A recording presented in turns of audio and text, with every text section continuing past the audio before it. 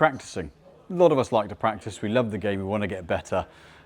We go to practice at the range, what is the big difference? So I'm going to give you a bit of a comparison between premium golf ball, Pro V1X, and range ball. So you can see the old double lines pointing the way home.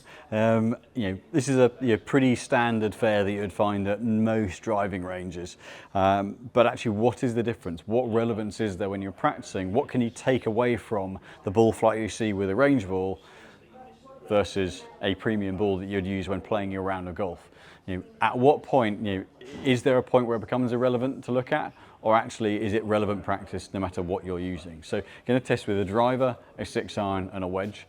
Just compare a little bit of data for you, but so that way you can know at what point is it just a warm-up swing, or actually through the bag you're getting relevant information. So we'll start off with a 6-iron, get a bit of a comparison, move to driver, move to lob wedge, see what happens.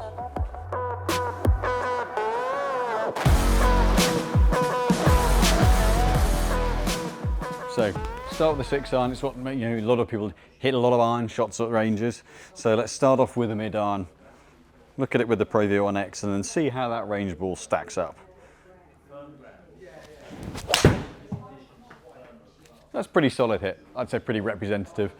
So we're looking at solid 6-iron, 138 efficiency, 181 carry, 15 and a bit launch, 5.6 on spin. Pretty much exactly what you'd expect. So we now go to the range ball. Now construction-wise, there's a big difference between them. You've got that dual core, solid core out of the Pro V1, Pro V1X, or any of the premium balls. Different polymers, different constructions, then surrounded by a urethane cover, which gets the spin. A lot of range balls are either a 2-piece golf ball, sometimes even a 1-piece. Those are the real rotters, actually. But a much simpler construction. Cost-engineered golf ball, designed to be as resilient as possible, but cheap, essentially. So with a 6-iron, what do we get that's different? So you can see actually how much flatter the surface is. In between the dimples, it's pretty flat. But does that affect ball speed and performance? So again, pretty good shot. So those two are very representative. What do we get differently? The answer is not an awful lot. It's spun a little bit more, 5.8 on spin, but ball speed, 139 efficiency, 126 miles an hour ball speed, really quite similar. So mid-iron wise, this is something that the majority of golfers hit a lot of their shots with at the range. Actually, if it's a reasonable range ball, the respective ball flight isn't a million miles off. You are going to get tolerances between golf balls, and you might get some because of the covers and how they wear. You might get some that give some indifferent ball flights, but actually the base trajectory and launch and spin and ball speed, not a million miles off. So you move to the driver, how does that compare? So we've got driver in hand now. Again, Pro V1 first. Now, for those of you that watch the channel, you've seen a decent bit of my driver data, so should know if I've hit it well or not. That's a very solid one. We're looking at 158 ball speed, 159, 12 launch, 2000 spin. Really solid shot. That's given me 269 carry, 298 total. Definitely hit that one well. Now, again, moving into the range ball, how does it impact with the driver? It's a pretty solid hit as well. So, that one may be marginally toe side, so almost as well hit. Still good for data. 13 launch, 1850 revs on spin, slightly lower smash factor, but that was as much strike based as it was the ball. But again, 264.7 carry, 294.7 total. Only 4 yards difference. So what we can see from those is actually on the long game side of things, the base trajectory, ball speed, pretty representative. Now there are going to be some balls that are percentage based, so they are dialed back a little bit. This one isn't. So actually very, very representative in terms of long game. This is something we see quite a lot across the different constructions of the golf ball. Certainly when you're getting to the upper end of the speed range, 100 mile an hour plus. Actually with things like a driver, 6-iron, the spin's going to be different, but actually when you get into driver, there's actually not a lot of variation in terms of the speed the ball comes off the club face. Now we'll go to wedge. Might see something a bit different here. So moving into the wedge, this is where, from a ball construction point of view, the cover is what really makes the difference when you're going into wedges. So the urethane that's used on the cover on a premium golf ball is elastic, it's stretchy. So the sharp corners of the grooves and the tread on the face grip into the cover, it stretches, and that friction of the delivery and the grip from the club face pulls that ball down, which pulls the launch down and spin up. And that's why the more you go to a premium ball, even versus a kind of normal sort of, if you're taking, say, Strixon's range, a Z-Star versus an AD 333, you generate more spin with wedges with a premium ball than you do your kind of ordinary kind of mid-range or distance ball. But going to a range ball, we know the covers are designed for resilience, but how much difference is this really going to make? I'm going to play the equivalent of a little sort of 40, 50 yard wedge shot. I'll try and keep the flight down, but just going to play a little half shot, because this is really where the cover and the grip on the face makes the biggest difference. So I'm going to start with that Pro V1X, just a little knockdown shot here, little half shot. So that one's come out really quite low, nice strong flight.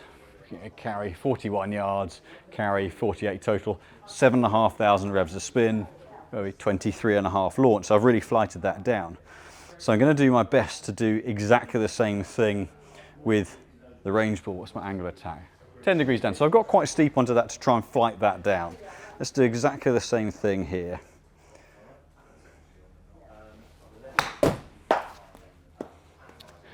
Now, even those amongst you who know nothing about golf are going to see that is a totally different ball flight. Angle of attack 10.5 degrees down. I've delivered it exactly the same, but that thing has taken off skywards. So this is where we really need to look at the data, because this will help explain why you should never practice your wedges with range balls. So we identified that mid-irons, driver, not a lot of difference. Now this is a totally different scenario. So in the wedge here, you can see angle of attack, if you look at the data there, 10.4 on one, 10.8 on the other. As good as the same, as a human, I'm quite glad how I replicated that. But there is just a ginormous difference in the way that the ball's reacted off the face. If we look at the Pro V1X here, 23.5 launch, 7,500 revs of spin. That's a real kind of low fizzer. It's the kind of thing that I could try and play on course, but I'm a bit chicken to try that shot on course most of the time. But that's that low launch, comes in once and then really grips up. For the same delivery and the same club and just the ball differential, we've gone from 23.5 launch to 38.3. Now that's another 50% of launch, over 50%, 15 degrees more launch. So literally what has happened is, as that club head's come in, as I've delivered the club, the ball slipped up the face. So it's literally just popped straight up. Whereas with the Pro V1, as it's come in, the grooves have gripped into the face and pulled that launch angle down, getting that extra spin because it's literally running out the face. All the grooves make contact, comes out low, spins. It's gone absolutely stratospheric with the range ball, and the spin from 7,400 revs has gone down to just under 2,300. So it's gone down basically kind of 70 odd %, a huge drop off. As a result, it's gone 10 yards further through the air. So what that actually means is that when you're getting into the wedges, when you're getting into the short swings, anything where the loft starts to get high, you probably really from pitch wedge down, certainly into the out of set wedges, all you're getting is direction. You're getting absolutely no help in terms of flight, distance, control, feel shots. There's literally no point with a ball, if you're playing certainly one of the more premium style balls where the cover's designed to grip and spin and give you that lovely kind of one bounce and stop. There's none of that with a range ball, because basically the cover is designed for resilience, therefore it's designed to not stretch, which means you get no grip on the face, and that's why it goes straight up in the air with no spin. So the lesson here really is, actually, when you're going to the range, if the range balls are of good quality, you're getting very representative performance for the mid to upper half of your set. The moment you go down the bottom end, then yes, the direction, the line of the shot's going to be relevant, but distance-wise, do not judge your results on the range distance-wise and try and take them to the course, because you could be miles off. The only other comment I will say is that range balls, if they're the kind of single piece construction, if you're of high speed, don't hit lots of drivers with them, because a single piece construction ball is not what some of these faces are designed to be hit with. So the way that ball loads the face is different. So if you're at high speed, if you're at the range, you want to hit driver, Only hit a few at a time. Spread it out because it loads the face differently and it might damage the club. So that's something just to be aware of. If you're a high-speed player and like to hit lots of balls at the range, you might find yourself a driver with a crack in it. So, but down the bottom end, vast difference with the wedges, and that can explain why you might see the ball literally taking off right into the sky and getting ball flights you'd never see on course. It's the construction of the ball, and don't judge your distances with it.